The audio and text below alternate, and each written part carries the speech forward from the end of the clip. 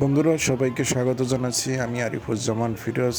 আমি এখন বর্তমানে আছি কর্ণফুলী টানেলের সামনে।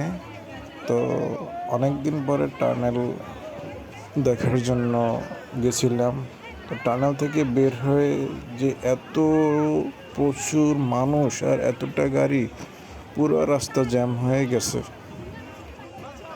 তো কি আর করার, গাড়ি যেহেতু চলে না, তখন ঘন্টার বাই ঘন্টা বসে না থেকে সবাই হেঁটেই চলে যাচ্ছে। তো আমরাও সাথে সাথে হেঁটে চললাম। তো সেদিন দিনটা ছিল শুক্রবারে, ছুটির দিন, যেহেতু সবাই টার্নাল দেখার জন্য গিয়েছে। তো আমরাও সেদিনকারে গিয়েছি। তো যাওয়ার পরে দেখতে তো পাচ্ছেন এই অবস্থা, মানুষের প্রচুর সমাগম।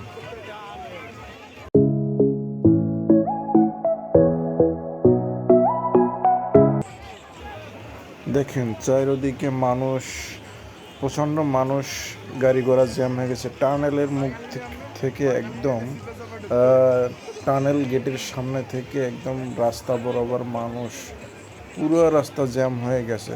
মানে হাজার হাজার মানুষ সেদিন গিয়েছিল টানেল দেখার জন্য। যেহেতু এটা বাংলাদেশের সর্বপ্রথম একটা মাটির তলদেশের টানেল, এজন্যই মানুষ দেখার আগ্রহ করে সেদিন গিয়েছিল। তো সেদিন আমার সাথে ছিল আমার বড় ভাই আবু সায়েদ। তাকে মূলত সঙ্গে নিয়ে গেছিলাম আমি প্রথমবারের মতো টানেল দেখার জন্য। তো যেহেতু এই অবস্থা, মানুষের যে অবস্থা, মানে হাঁটারও অবস্থা খুব খারাপ ছিল। এতটা মানুষ আর এতটা মানুষের রাস্তা ভরপুর, কানায় কানায় ভরপুর। যেহেতু সামনেই পতেঙ্গা সি বিচ, হ্যাঁ, এক তো টানেল দেখার জন্য মানুষ, আরও সি বিচে যারা ঘুরতে আসছে তারাও এখানে জড়ো হয়েছে টানেল দেখার জন্য। সব মিলিয়ে মানুষের প্রচুর ভিড়। আর যেহেতু এই টানেল পরিচালনার দায়িত্বে আছেন বাংলাদেশের নৌবাহিনী, হ্যাঁ, সেক্ষেত্রে রাস্তায় হাঁটা চলাচল নিষিদ্ধ, কিন্তু প্রচুর জ্যাম থাকার কারণে মানুষ আর থাকতে পারলো না। তো আমি আমার বড় ভাই কোনো মতে বের হয়ে খুব ঠেলাঠেলি করে রাস্তার এপাশে দাঁড়ালাম, পতেঙ্গার কাছাকাছি।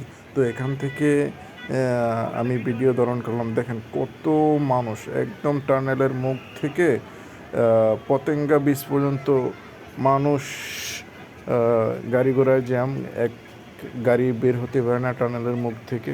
দেখুন প্রচুর মানুষ, প্রচুর মানুষ, গাড়ি একটু চলাচল করতে পারে না, এতটা মানুষ দেখার জন্য আসছে। যেহেতু এটা টানেল, তার পাশে পতেঙ্গা সি বিচ, তো সব মিলিয়ে মানুষে ভরপুর। তো যারা এই টানেল দেখার জন্য আসবেন, অবশ্যই বন্ধের দিনে না আসলে ভালো হবে, যেহেতু ছুটির দিনে সবাই আসে। শুক্রবার ছাড়া যে কোনো দিন আসলে হয়তো এটা সম্পূর্ণ নিরিবিলি পরিবেশে দেখা যায়। যেহেতু এটা পর্যটক এলাকা, পাশেই সমুদ্র সৈকত, হ্যাঁ, সেজন্য আর কি শুক্রবারে এতটা মানুষের চাপ থাকে যে যা রাস্তায় হাঁটা চলাচল করতেও বাধা বিঘ্ন ঘটে মানুষের ভিতরে। তাই যারা টানেল দেখার জন্য আসবেন, অবশ্যই শুক্রবার ছাড়া যে কোনো একদিন দেখে আসবেন, অবশ্যই সুন্দর মতো টানেল দেখতে পারবেন। দেখুন বন্ধুরা কত মানুষ, এতটা মানুষ সেদিনকারে হয়েছে যা কল্পনার বাহিরে, এরকমের আশাও করা যায় না। তো আমার সামনে আমার বড় ভাই সায়েদ ভাই আছে, তার সামনে ভিডিও করলাম। তো বন্ধুরা এই ছিল আজকের ভিডিও বঙ্গবন্ধু টানেল থেকে এবং পতেঙ্গা সমুদ্র সৈকত থেকে। ভালো থাকবেন, সুস্থ থাকবেন, দেখা হবে আবার পরবর্তী কোনো ভিডিওতে। সেই পর্যন্ত সুস্থ থাকুন, সুন্দর থাকুন।